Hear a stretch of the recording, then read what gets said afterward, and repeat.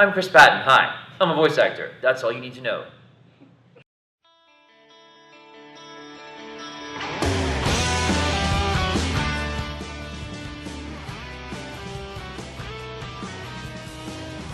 I really like, I like where I am.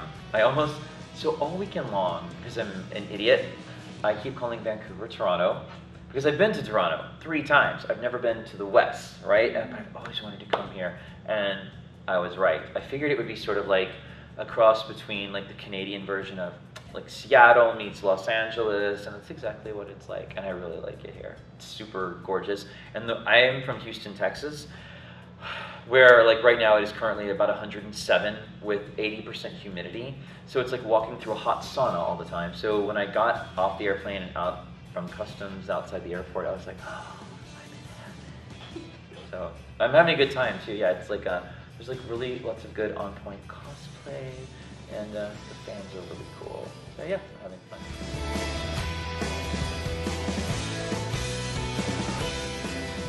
It was, I think like it is for a lot of people, it was a little bit accidental, and I was doing theater. I've been doing theater since I was a little kid, and I was in my 20s, I was working on a show, and there was a girl working on the show with me, and her name is Jessica Calvello, and she was on break one day, and she goes, you should audition for this company in town.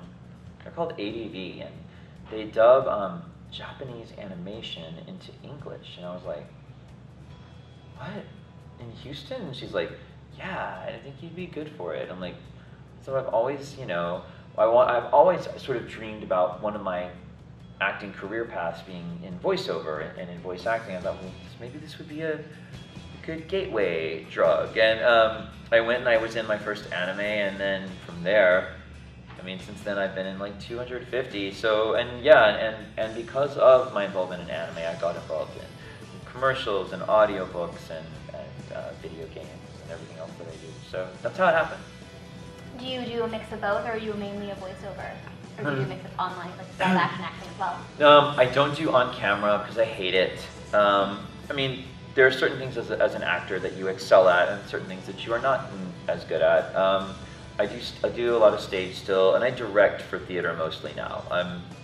I really enjoy directing.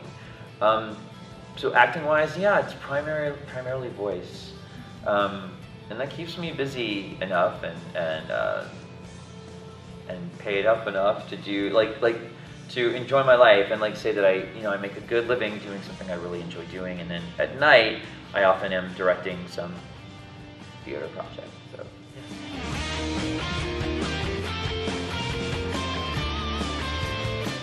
Depends from gig to gig.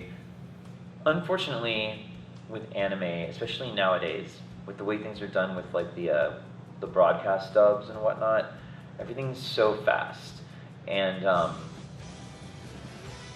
not a lot of time to prepare.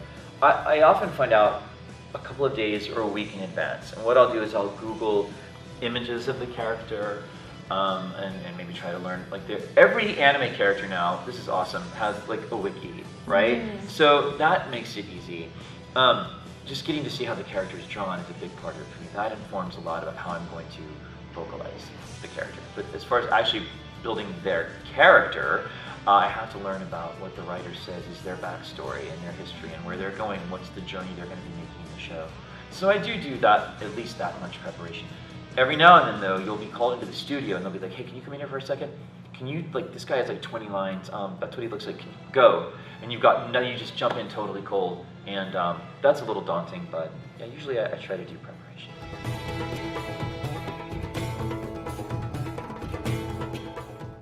I enjoy the fact that anime lets me hang on to my youth, even though I'm way past, obviously it's no secret to most people who follow my career at all that I either voice angsty 17-year-olds or slightly effeminate, very pretty villains, and I enjoy both of that.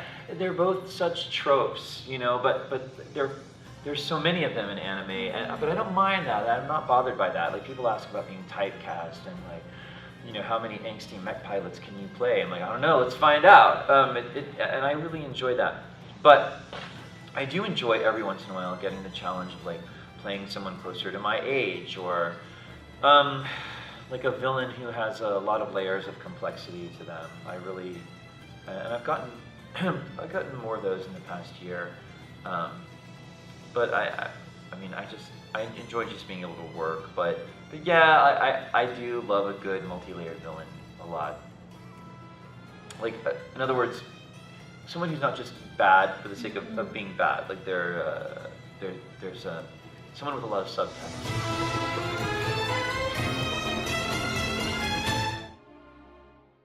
I am the biggest roller coaster dork you'll ever meet. I have like an encyclopedic knowledge of roller coasters, and I try to ride some wherever I go. I'm about to be in Los Angeles for 3 weeks, and I know I'm going to be going to Magic Mountain. They have 18 roller coasters. And I'll probably go to Disneyland. Like, I've been there before, obviously. But, so I love roller coasters. I am a big music is my drug, well, and caffeine. But music, I'm a big fan of old school 80s new wave and synth pop and gothic music. Old, like before they invented the term alternative music, this was the stuff that sort of gave birth to it. So all my favorite bands are like The Cure and Depeche Mode and New Order and Gary Newman and Kraftwerk. And I'm a big fan of a lot of modern bands like Tame Impala and Beach House and the Drums. But that's all informed by my love of like 80s new wave music. That's a giant nerdism of mine. So music and roller coasters and horror films are like three of my greatest pastimes.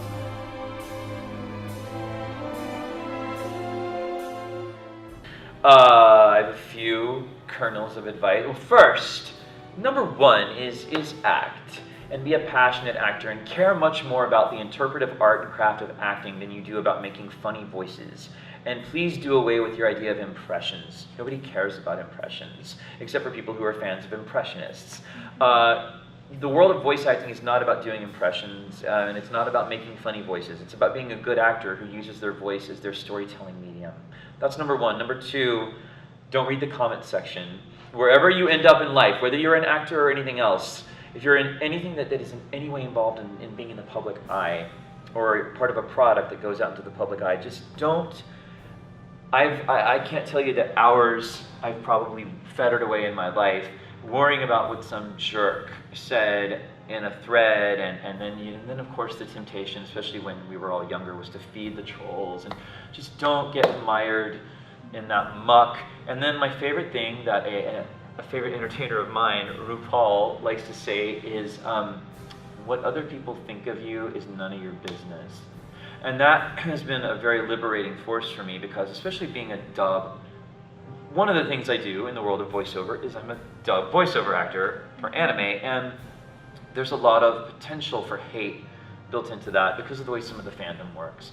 And really, at the end of the day, it sounds almost antithetical to especially to the ego of certain actors, but I can't care about what other people think about me. I can only be a good storyteller. And if I'm being a good storyteller, and I'm taking care of my voice, and I'm taking care of my talent, and I'm doing what I need to do as an actor, then what other people think of me doesn't matter.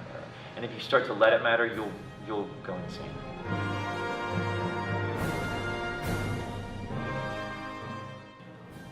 Hello to the fans of Anirevo. I have one thing to say to you. Don't read the comment section. Thank you.